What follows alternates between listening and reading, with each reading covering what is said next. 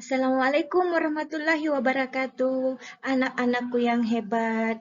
Ketemu lagi dengan Ibu Musdaini di kelas kimia. Bagaimana kabarnya? Semoga semuanya sehat dan tetap semangat. Sebelum kita mulai pelajaran hari ini, silakan anak-anakku sekalian perhatikan slide berikut. Nah, silahkan diperhatikan. Di situ ada ilustrasi tentang kembang api yang terbakar, kayu yang lapuk, dan buah apel yang membusuk. Dari ilustrasi tersebut dapat dilihat, ternyata dari ketiga gambar tersebut, dari ketiga peristiwa tersebut terdapat perbedaan reaksi. Ada yang reaksinya cepat dan ada yang lambat. Nah, menurut kalian, kira-kira apa yang menyebabkan hal tersebut?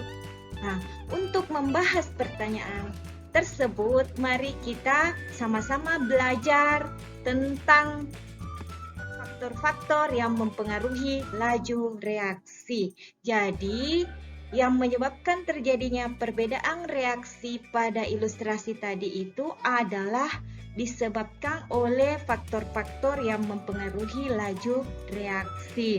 Nah, faktor-faktor apa saja Kak yang mempengaruhi laju reaksi?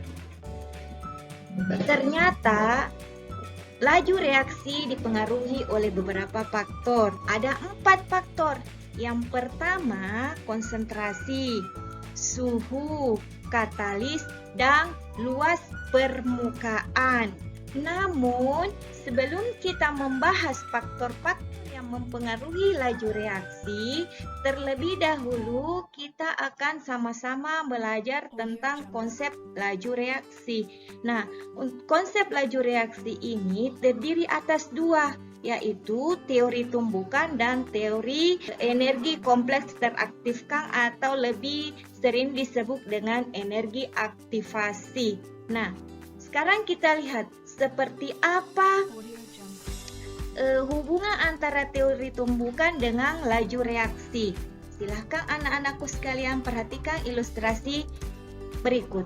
Dari ilustrasi itu terlihat ada partikel, diumpamakan sebagai partikel-partikel yang bergerak ke sana kemari dan menghasilkan tumbukan.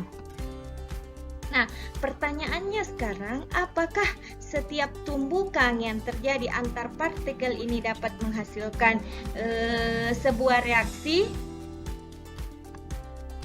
Nah, untuk itu perhatikan ilustrasi berikut. Nah, di situ ada reaksi antara A dengan B. Nah, terjadi tumbukan. Namun ternyata tumbukan yang dihasilkan itu tidak menghasilkan reaksi. Nah, bagaimana dengan ilustrasi berikutnya?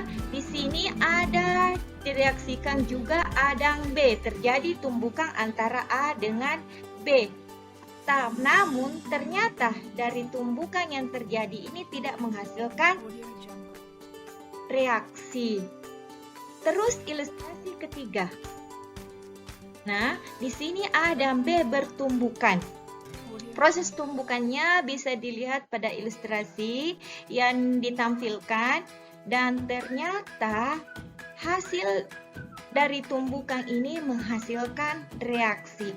Pertanyaannya sekarang adalah, kira-kira tumbukan yang seperti apa yang dapat menghasilkan reaksi? Nah, ternyata tumbukan yang menghasilkan reaksi adalah tumbukan disebut tumbukan efektif. Yang mana itu tumbukan efektif? Tumbukan efektif adalah tumbukan yang terjadi yang memiliki energi yang cukup untuk memutuskan ikatan dan mempunyai arah atau posisi yang tepat sehingga dapat memutuskan ikatan antar partikel. Sampai di sini anak-anakku sekalian sudah paham tentang laju reaksi. Dalam hal ini teori tumbukan. Nah, sekarang kita bahas teori yang kedua, yaitu teori kompleks teraktifkan atau biasa lebih sering disebut sebagai energi aktivasi. Apa itu energi aktivasi?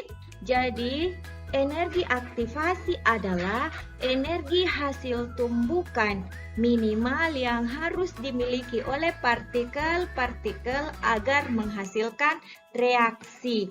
Nah, sekarang coba diperhatikan ilustrasi berikut ini. Secara umum, reaksi dibagi atas dua, ada reaksi endoterm dan ada reaksi eksoterm. Nah, dari ilustrasi ini diperlihatkan bahwa energi aktivasi untuk reaksi eksoterm lebih rendah dibandingkan energi aktivasi endoterm. Kira-kira menurut kalian antara reaksi eksoterm dengan reaksi endoterm yang mana yang memiliki laju reaksi yang paling cepat? Nah, berdasarkan konsep energi aktivasi di mana semakin rendah energi aktivasinya, maka laju reaksinya semakin cepat. Maka dapat disimpulkan bahwa laju reaksi eksoterm lebih cepat dibandingkan dengan laju reaksi endoterm. Nah, itulah tadi penjelasan mengenai teori laju reaksi. Berikutnya kita akan membahas faktor-faktor yang mempengaruhi laju reaksi. Faktor pertama yang akan kita bahas adalah konsentrasi. Nah, silahkan perhatikan ilustrasi berikut. Di situ diumpamakan ada dua gelas kimia.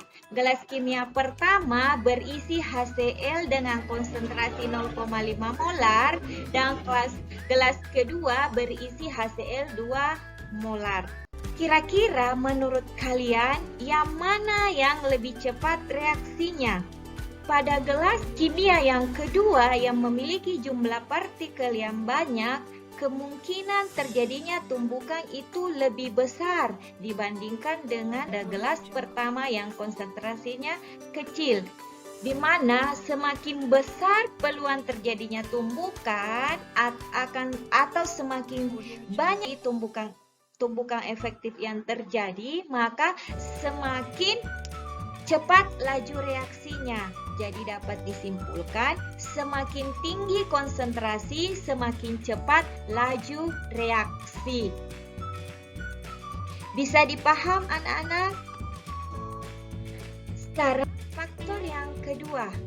Faktor yang kedua adalah luas permukaan. Bagaimana pengaruh luas permukaan terhadap laju reaksi? Nah, silakan perhatikan ilustrasi berikut. Di ilustrasi tersebut, kita melarutkan bahan atau zat terlarut, ada yang berbentuk keping dan ada yang berbentuk serbuk. Nah, setelah diamati, ternyata terdapat perbedaan waktu bereaksi antara yang berbentuk keping dengan yang serbuk. Nah, di situ terlihat yang serbuk itu cuma membutuhkan 25 detik untuk bereaksi, sedangkan kepingan membutuhkan 90 detik untuk bereaksi. Nah, menurut kalian bagaimana pengaruh luas permukaan terhadap laju reaksi?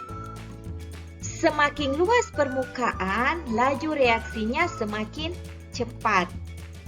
Paham? Berikutnya kita lanjut di faktor yang ketiga, yaitu suhu. Bagaimana pengaruh suhu terhadap laju reaksi? Perhatikan ilustrasi berikut.